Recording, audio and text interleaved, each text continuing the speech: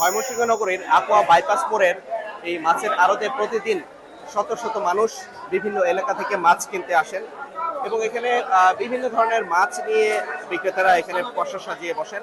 এই মাছের আড়তে পাইকারি এবং খুচরা দুই ধরনের মাছই পাওয়া যায়। আমরা সকাল 6টা থেকে দেখি দুপুর নাগাদ এই আড়ত কিন্তু জমে ওঠে। তো এখন আমরা যে জিনিসটা দেখতে পাচ্ছি, বিভিন্ন ধরনের মাছ নিয়ে উঠেছেন বিক্রেতারা এবং ক্রেতারাও কিন্তু দরদাম করে এখান থেকে মাছ কিনছেন। এই মাছের যে দামের ওঠানামা কিন্তু প্রায় সময় আমরা দেখতে পাই, সেই জিনিসটাও কিন্তু আজকে লক্ষ্য করা গেছে।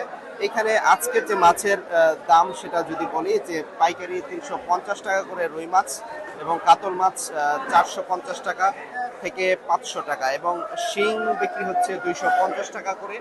এবং মাছগুলি একটু দেখাতে চাই, এখানে এছাড়াও আরো অনেক ধরনের মাছ কিন্তু রয়েছে, পাঙ্গাস, কই এবং চিংড়ি।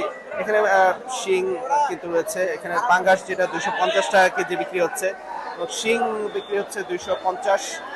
আর এছাড়া কই মাছের দাম কিন্তু একটু কম রয়েছে, কই মাছ 200 টাকা কেজি।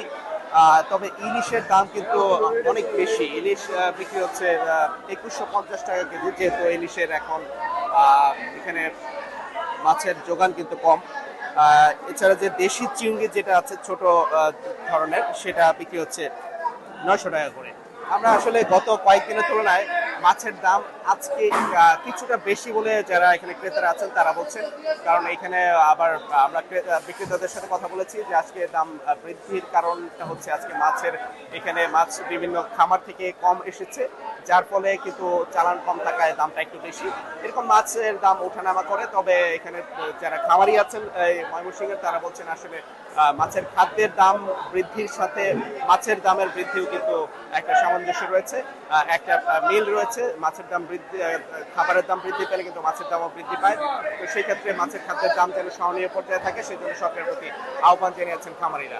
এই ছিল এখান থেকে সবশেষ তথ্য।